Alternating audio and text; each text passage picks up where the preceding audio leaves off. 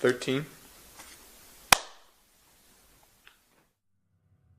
Chris Williams, Chris Williams.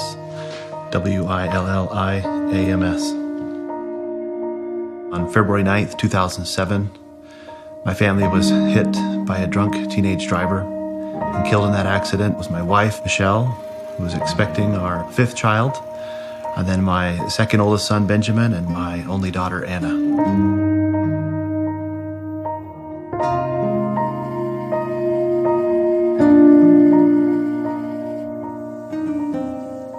It was a Friday night like any other in our family. It was full of fun. We'd gone out to dinner as a family, and my oldest son was off with friends. I saw a pair of headlights coming at me at incredibly fast rate of speed, so as I tried to do some maneuvers to get out of the way, it was too late. We were hit broadside or T-boned. As I surveyed the scene and saw my wife, I saw her chest go down and her last breath leave her body, and I wanted to cry out for her to come back.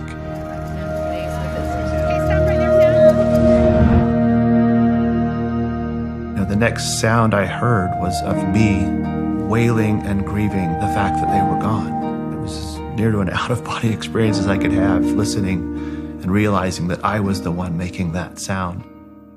I've never felt so vulnerable in my life. I've never felt so crushed, spiritually, emotionally, and physically. If you have a teenager out past midnight, you don't like to receive a call. I got up and took the phone, and on the other end of the line, a man identified himself as being from the Salt Lake City Police Department.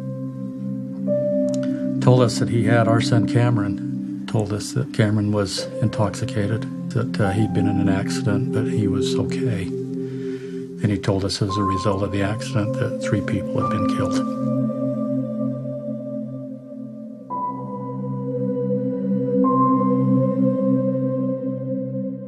We found out that Sam was the child who had survived.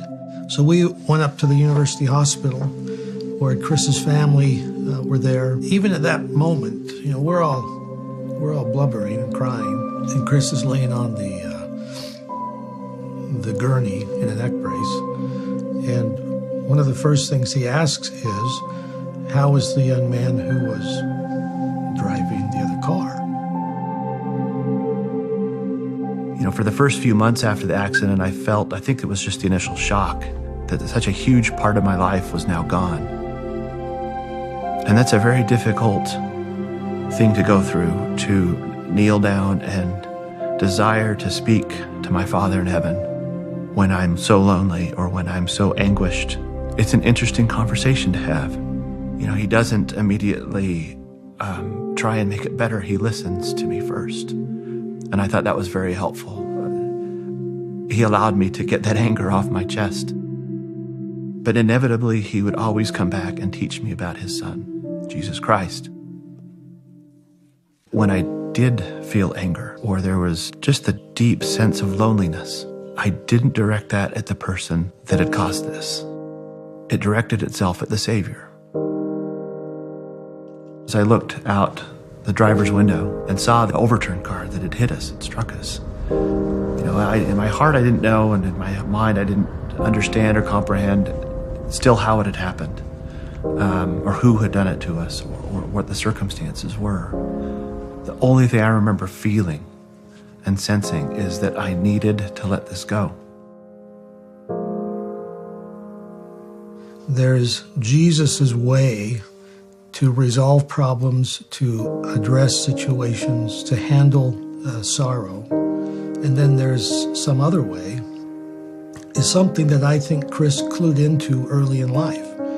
And so when the moment came for him in that car, sitting there, I believe he had made the decision long ago what he would do if he was ever in that situation.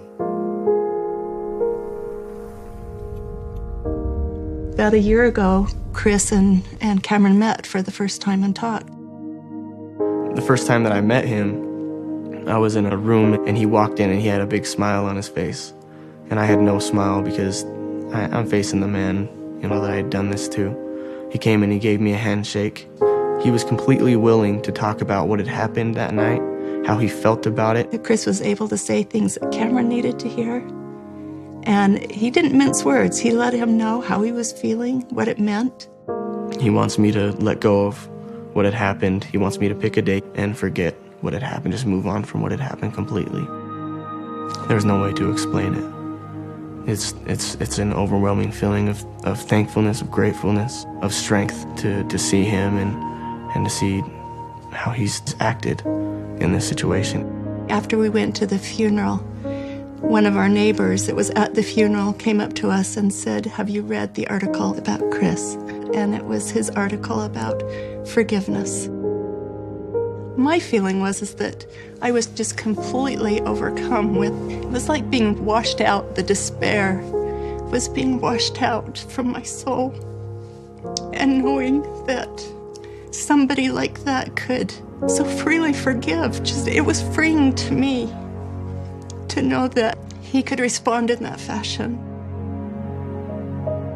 The thought and sentiment I expressed as I sat down with Cameron was simply this, that if through the forgiveness or through anything else he had seen or heard about me doing after the accident, that he should know it was merely the Savior working through me. I had merely put myself in a situation to be a vessel through which the Spirit, through which his example, through which his knowledge, his intelligence, his brilliance could shine. That's really all I had to do, was to not get in the way of that. I wanted him to understand that I really didn't have much to do with any of the goodness that has come out of that. It's become more significant to me, the fact that he had forgiven me. And I know that's because he knows and he has a testimony and a relationship with Jesus Christ.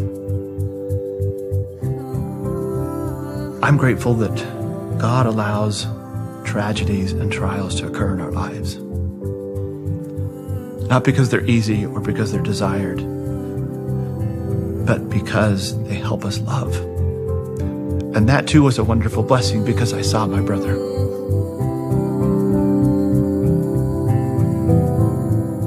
Coming to know a man of sorrow and one who is acquainted with grief, as I've now come to understand, it is really why I was sent here.